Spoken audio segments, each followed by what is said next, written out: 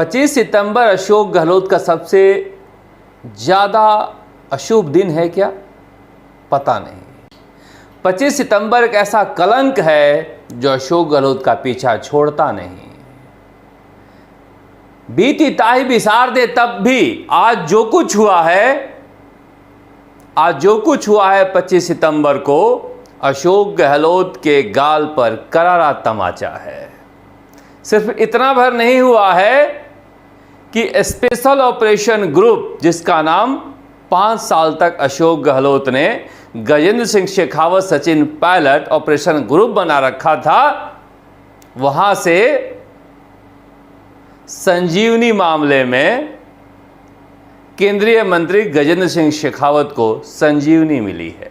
बल्कि उससे भी बुरा हुआ है कि लोकेश शर्मा ने दिल्ली पुलिस क्राइम ब्रांच के रोहिणी नगर की 6 घंटे से ज्यादा चली पूछताछ में आज सब कुछ खुलासा कर दिया और यह भी बता दिया कि आज तक मैं झूठ क्यों बोल रहा था और किनके दबाव में बोल रहा था कि ये फोन टेपिंग मुझे सोशल मीडिया से मिला था, किसी व्हाट्सएप ग्रुप में आया था।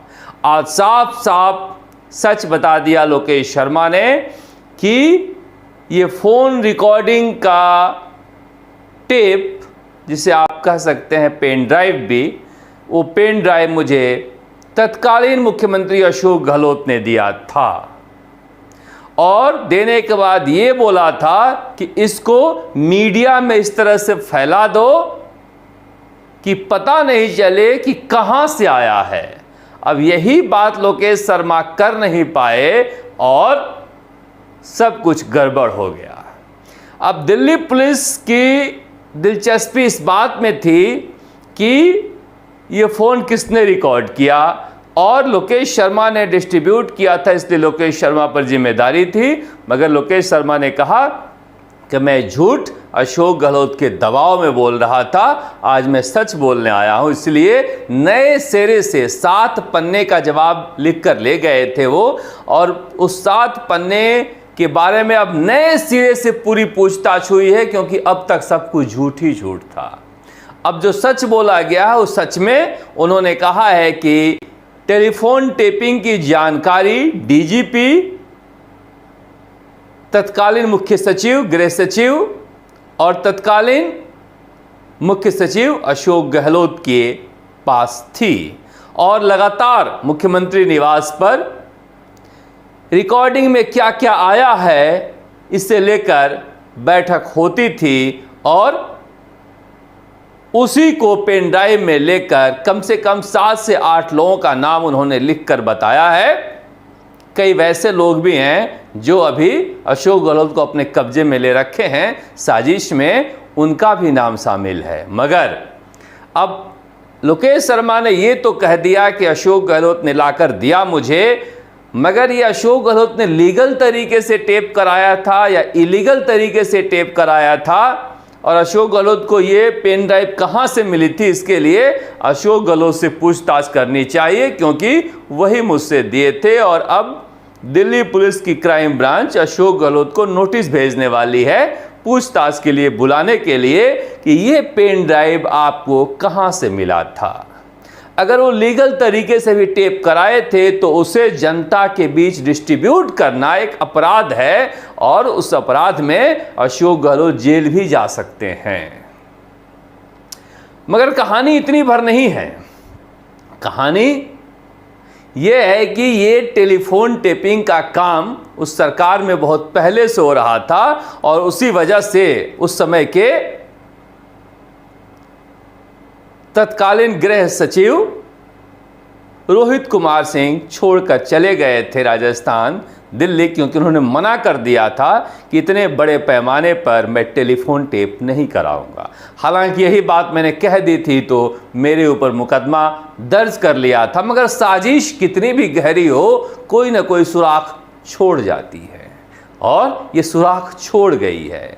उन्होंने बताया किस तरह से मेरे ऊपर दबाव था अशोक गहलोत का कि पेन ड्राइव को नष्ट करो, जिस मोबाइल से तुमने दिया है उसे नष्ट करो, जिसमें डाउनलोड किया था लैपटॉप में उसे नष्ट करो, और किस तरह से एसओजी के छापे पड़े थे कि कहीं लोकेश शर्मा के यहाँ कोई सबूत तो नहीं रह गया है। यानी एसओजी से भी पूछताछ होगी कि लोकेश शर्मा के घर क्या खोजने गए थे आप, पेन ड्राइव, लैपटॉप या फोन। और लोकेश शर्मा ने यह भी कहा है कि ये सारे सबूत मेरे पास हैं, जब भी चाहे एसओजी मैं इन्हें प्रोड्यूस करने के लिए तैयार हूं। ये कहानी लंबी चलेगी। कहानी इसलिए लंबी चलेगी कि अशोक गहलोत अब इस बार को लेकर वापस से पुराने मामले पर हमलावर हो सकते हैं। मगर देखिए, कहानी ये है कि ये सारे टेप तब किए गए जब विधायक होटल में बंद थे। यानी सरकार गिराने की साजिश जो थी, जो एक कहते हैं, वो खत्म हो चुकी थी और ये अपने विधायकों को लेकर होटल में थे, तब ये टेप किए गए। और ये टेप फोन कराकर, प्रलोभन देकर किस तरह से कराए गए, उसकी भी एक साजिश है।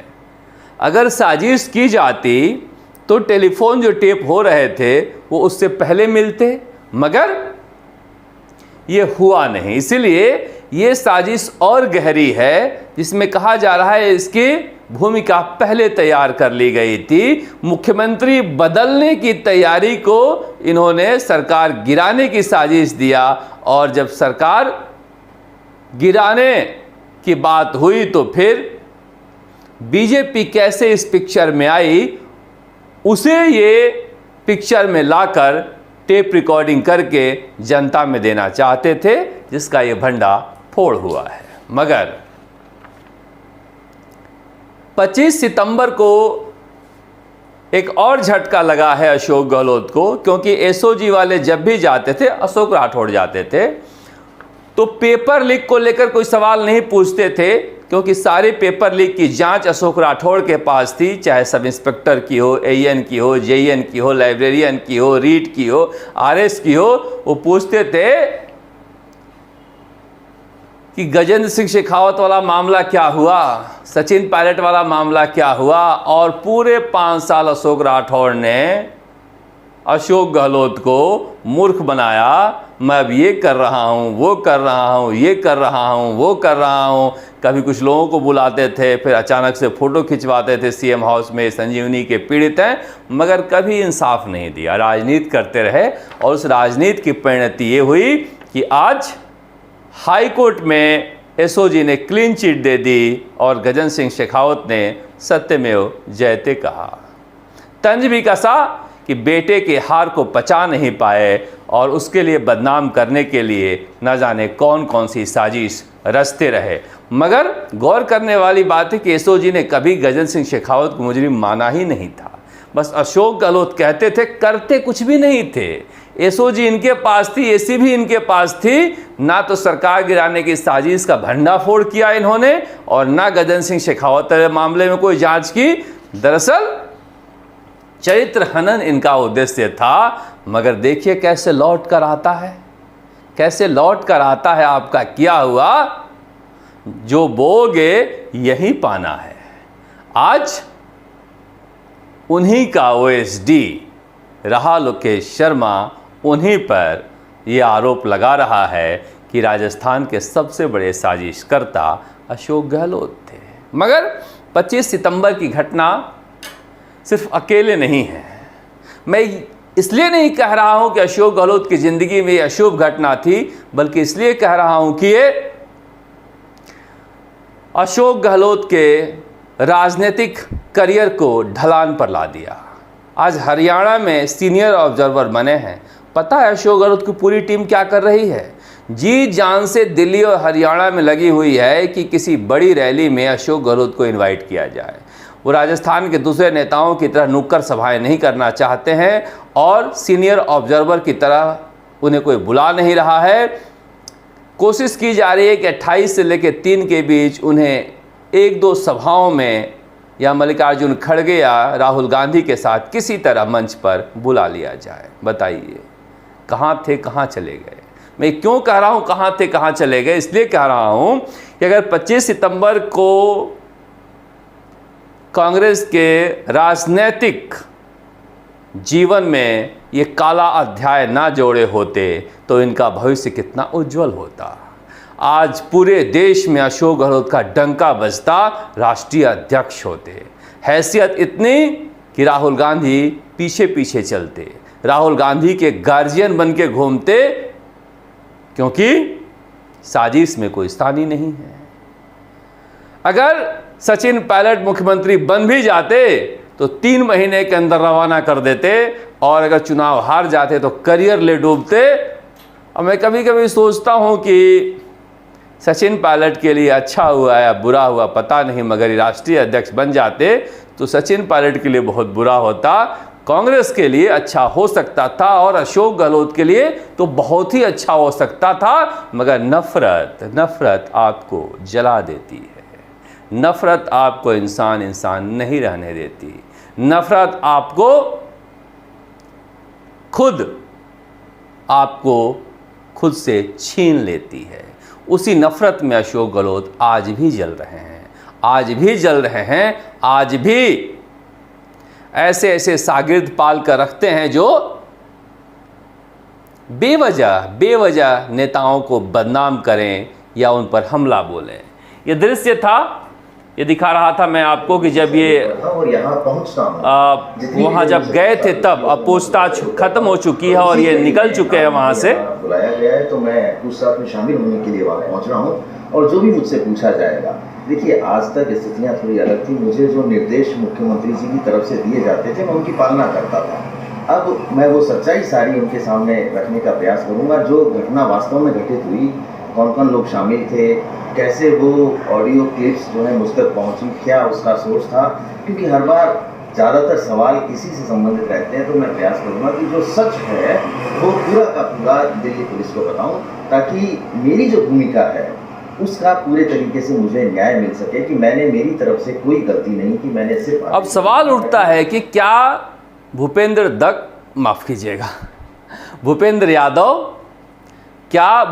यादव जो उस समय तत्कालीन डीजीपी थे, या फिर संजय स्रोतिये जो मुख्यमंत्री के यहाँ लगे हुए थे पुलिस अधिकारी की हैसियत से, उन्हें इसी टेलीफोन टेपिंग का इनाम दिया गया आरपीएससी का चेयरमैन बनाकर। अगर बकौल लोकेश शर्मा ये सारे लोग जानते थे कि गैर कानूनी काम हो रहा है, तो गैर कानूनी काम होते हुए उसमें शामिल होने वाले व्यक्ति को अगर आरपीएससी का चेयरमैन बनाओगे तो फिर वहाँ भी तो गलत ही होगा। ये दृश्य है जब वो आरपीएससी में बड़ा सा बैग लेकर जा रहे हैं, और इस बैग को लेकर लोग चर्चा कर रहे हैं कि बैग में क्या सबूत जा रहे थे। अब संदीप चौधरी,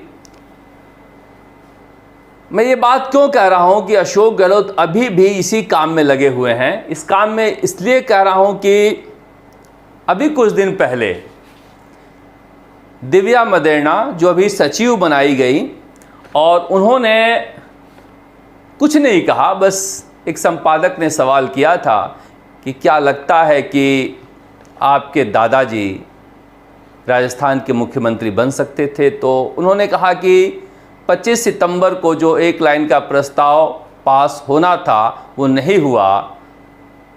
अगर उस वक्त हमारे दादाजी ने यही सी तरह की कोई काम किया होता, इतना लंबा नहीं बोला था, उन्होंने एक लाइन बोला था कि 25 सितंबर का प्रस्ताव इस बार पास नहीं हुआ, उस बार पास हो गया था तो परशुराम मदेरणा जी मुख्यमंत्री नहीं बने थे। अब इसमें ऐसी कोई बात नहीं थी जिसके लिए अशोक गहलोत अपने राजनीतिक गुरुओं का इस्तेमाल करें दिव्या मदेरणा और उनके स्वर्गीय पिता के खिलाफ।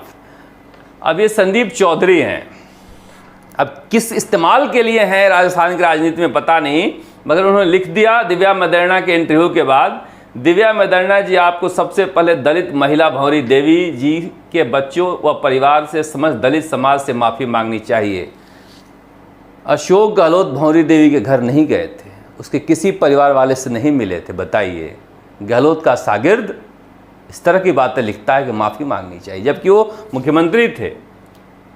आपके पिता महिपाल मदेरणा ने भंवरी देवी के से जो दलित समाज से किया, कई वर्षों तक ब्लैकमेल कर दुष्कर्म किया और फिर उसके रेप और हत्या के चलते जेल गए। इसकी वजह 2013 के राजस्थान विधानसभा चुनाव में राजस्थान के समस्त दलित समाज ने कांग्रेस का विरोध किया।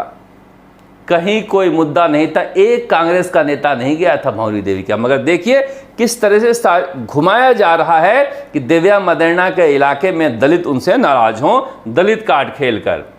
राजस्थान की जनता के दर्द हैं कि किसानों के सबसे बड़े नेता आदरणीय परशुराम मदेरणा जी के आपके पिता जैसा बेटा हुआ, जिन पर छात्र जीवन में भी मर्डर का आरोप और मंत्री रहते हुए दलित महिला से दुष्कर्म और हत्या की वजह से जेल जाना पड़ा और 2013 और 2014 में पूरे दलित समाज की नाराजगी का नुकसान झेलना पड़ा। और गोविंद सिंह डोटासरा से कह रहे हैं कि एक्शन लीजिए। उसके बाद की तस्वीर देखिए। अब ये बयान देते हैं और बयान देने के बाद सीधे अशोक गहलोत के यहाँ जाते हैं। अशोक गहलोत के यहाँ जाते हैं और अशोक गहलोत के यहाँ जाकर ये तस्वीर खिंचवाते हैं और तस्वीर में लिखते हैं, साथ थे, साथ हैं, साथ रहेंगे, दबदबा था, दबदबा है, दबदबा रहेगा। और फिर ये तस्वीर अशोक गहलोत के ओएसडी आजकल है कि नहीं, अपने निजी खर्चे पर रह रहे उनके कर्मचारी रिट्वीट भी करते हैं। मैं अशोक गहलोत की इसी साजिश वाली राजनीति की चर्चा कर रहा था, इसलिए 5-7 दिन पुरानी इन ट्वीट्स के चर्चा की कि अभी भी कांग्रेस के अंदर जो नेता उनकी बात नहीं मान रहे हैं, उनके खिलाफ अपने राजनीतिक गुर्गों का इसी तरह से वो इस्तेमाल कर रहे हैं। दिव्या मदेरणा ने ऐसा कुछ भी नहीं बोला था कि उनका इस तरह से उनके परिवार का चारित्रिक हनन किया जाए और दलितों के बहाने उन पर राजनीति की जाए और उसके बाद तस्वीर खिंचा के ऐसा कहा जाए और फिर उसे अशोक गहलोत के निजी कर्मचारी रिट्वीट करें। मगर इस साजिश से ऊपर उठना चाहिए। जितना बड़े नेता हैं उतनी बड़ी बातें भी करनी चाहिए। गांधी वाटिका के आगे जाके, गांधी म्यूजियम के आगे जाकर धरना देना, मौन रखना और गांधी जी के रास्तों पर चलना, दोनों दो बातें हैं। जैसा है वैसा करना भी चाहिए, दिखना भी चाहिए। खैर, ये सियासत है, ये चलती रहेगी। मगर ये चूँकि नमूने थे इसलिए दिखाना ज़रूरी है कि अभी कुछ हरकतों में बदलाव नहीं आया है। इंसान की कुछ आदतें वक्त के साथ और परफेक्शन लाती हैं। जैसे जैसे आपकी उम्र बीतती है, आपकी कुछ आदतें परफेक्ट होती हैं, वो जाती नहीं हैं।